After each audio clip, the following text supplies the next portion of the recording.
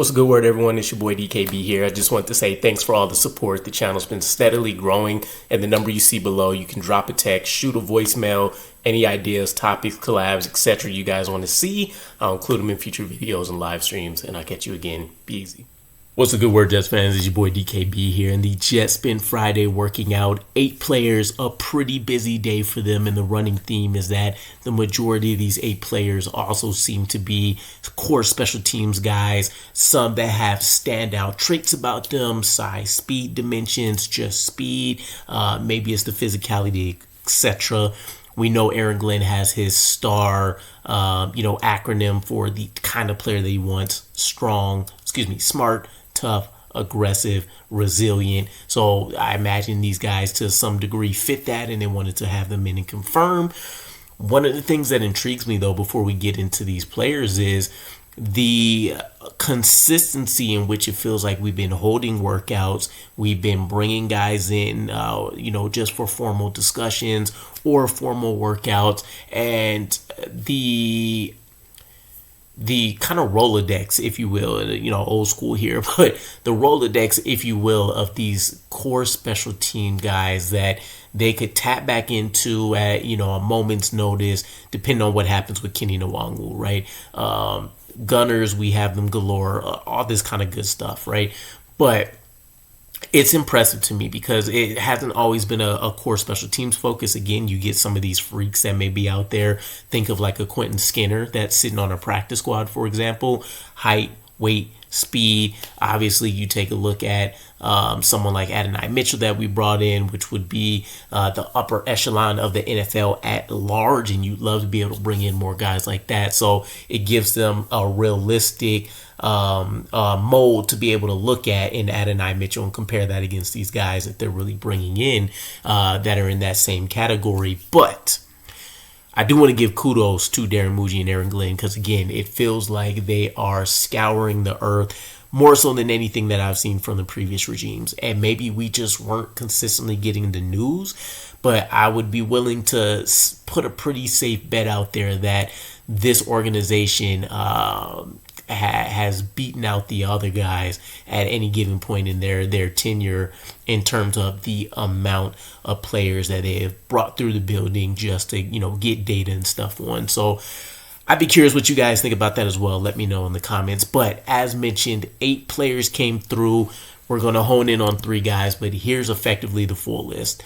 Omar Brown, a defensive back. Miles Purchase, a defensive back. Seth Hennigan, a quarterback. Then we had Silas Bolden, who's a wide receiver. Andrew Armstrong, who's a wide receiver. Damen Alfred, who's a wide receiver. And then I believe Isaiah Wooden also has a defensive back background. And then Trey Vaval as a cornerback DB has that background as well. I want to focus on the last 3 names here, right? And I'll kick things off with Trey Vaval because I feel like from an accolades perspective, he's probably going to be the most notable name on this list. All, if not the majority, or the majority, if not all, of the players that I mentioned, I believe, are coming from the CFL ranks. One of the things that I actually wasn't really aware of in terms of like the CFL and XFL and some of those dynamics and everything, but specifically with the CFL, NFL teams must ask the CFL franchises for permission to work out players, but the CFL can't just explicitly deny the players and the NFL organization from being able to link up to actually complete that. It's more so of just a formality as opposed to anything that's necessarily required in my mind, right, in practice.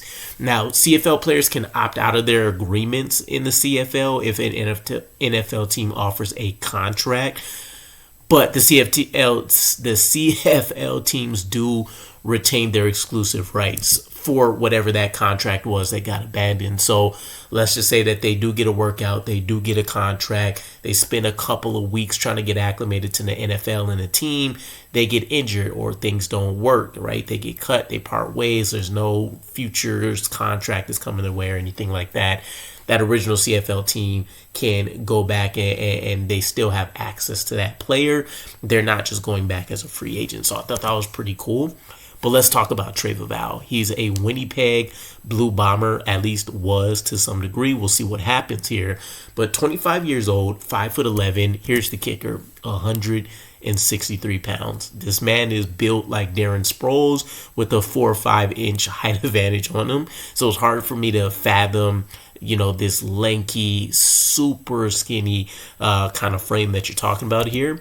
But he does bring the speed, right? Let's talk about some of the background here with him.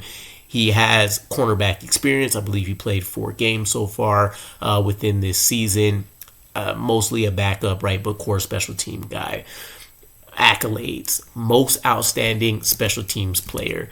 Now, he's led the league in punt return yards. He's led the league in missed field goal return yards. He's led the league. He's technically tied with 4 kick return touchdowns. And he's earned himself the most outstanding rookie award. And so there would be a lot on paper if you're just going through and treating this like a resume that you can highlight and say, love, love, love, love, love. Let's check it out. And then you bring him in person and you're like, not necessarily the football build, right? But we'll see what he can offer. Obviously, there's a level of explosiveness to his game that's allowing him to go out there and just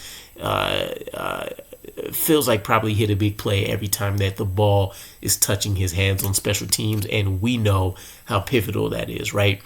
As part of all these players that we're bringing through, I feel like 70% easily are generally core special teams guys, as opposed to guys that just haven't worked out or they've excelled in their craft up to that point, and we're bringing them in to see if they can raise their game at the NFL level.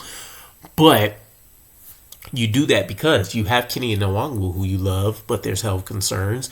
And you do have a backup that I would really still like to see in Jamal Pritchett, that balled out as a special teams player in the preseason for us. But the Jets are effectively kind of building this massive Rolodex of guys that they can tap into and feel, confident and readily available to come and plug in and get some level of production out of them, right? So I can't fault them for it, having, 17, 20 kick returners or gunners that are coming through the building, especially with the way our special teams and Chris Banjo has them playing so far. But this does lead me to our next guy, Isaiah Wooden, Hamilton Tiger Cats, also 25 years old. He's bringing 4.38 speed. Another return specialist here. He led the CFL in punt return average, and he was also tied with Trey Vaval, 4 touchdowns. The intriguing piece is he's potentially the better returner out of the two. I know Vaval has all the accolades, but Wooden also lost a pretty decent amount of time during the season due to an arm injury. So he's done all of this in less games. He's also second in kickoff return average. So didn't get a chance to check out what the size profile looks like for him. But the 4.38 speed is definitely something that perks your ears up. And again, another explosive element back there. Doesn't hurt at all. And then our final name here, Damen Alfred. Now we get into more of the experimental guy that you want to bring in. He has the traits you want to see if you can pull something out of him in terms of production. Damen Alfred, a Calgary Stampeder, wide receiver. He was actually the first overall pick in the 2025 CFL draft. He's coming in at 6'6", 224 pounds, 4.46 speed, right? In the world of all the things that I've seen Robert Saleh try to pull off, and Adam Gase and the Todd Bowles and all these other guys, when you want to talk about player experimentation and kind of molding them to a different position or kind of a hybrid, this could be the closest thing that we'll see to, what was the name of the guy that we started trying to move to tight end? It's escaping me, right? But he has the size, he has the speed to basically moonlight as a smaller tight end as well. And you love the speed element, right? So there's a couple situations just from a matchup standpoint that this would get you really, really excited about. And it's interesting that while he was the first pick in the draft, He's mostly ended up playing as a backup, but he has put up some really, really good stats for a guy that isn't the primary option on his team. And I believe he had like 4 to 7 touchdowns, somewhere in that realm, just shy of about 600 yards. But again, you are talking about a backup option here, but people obviously seen something within him. You don't just become the first pick in any league without someone feeling like you're the guy, right? So we'll see what happens with this. I'm not aware of any contracts that have actually come out. I'd also be intrigued to see who ends up getting the boot on practice squad in order to make room for one of these guys. If I had to throw my name in the hat, I would say at this point we're comfortably good with the return game, right? These are guys that you can try to hit back up and call and tap into with at any time. Damen Alfred's a guy that I will probably take a flyer on, and even if he ends up being nothing more than, the 5th or 6th guy on your depth chart, comes in, 5 or less snaps whenever he's called up within the game. Again, there's packages in the red zone that you can come up with. This is also just a guy that can give you looks when you're coming up against these much, much taller guys like a Drake London that offers a bit of speed, right? Or a Keon Coleman or any of these other guys within that mold out there for practice squad, right? Kind of have to conceptually think about these things a lot different in terms of not just building the team, but also building or stocking your practice squad with not only just unique players, but also guys that could be groomed and be really good scheme fits, even if they never end up making it to the 53-man roster for you. But let me know what you guys think. Was there anybody particularly that stood out as interest to you? And I'll catch you guys again. Peace.